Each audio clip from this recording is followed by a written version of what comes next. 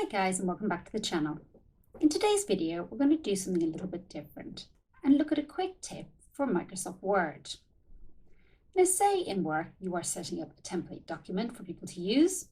What you want in each of your sections after you've set it up is some little placeholder text that then people will replace when they use the template. Now instead of going away and Googling sample text or finding things randomly to pop into those sections, there's a very quick way and slightly hidden way of doing this in Word.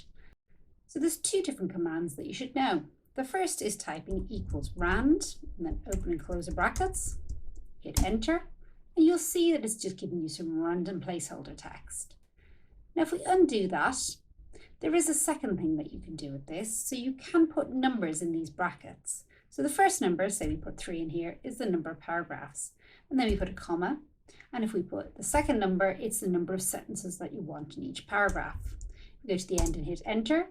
You'll see now, because I put a 3 and a 2 in, we've got 3 paragraphs and each of them has 2 sentences in it. So that's a really quick and useful way of being able to put in some random text. Now it's done it here in English. But say you don't want it in English, say you want some random Latin text. There's a second command that you can use to do this. So we type equals LOREM. And again, open and close your brackets. It works in the exact same way as the RAND function. Hit enter, and you can see random Latin text.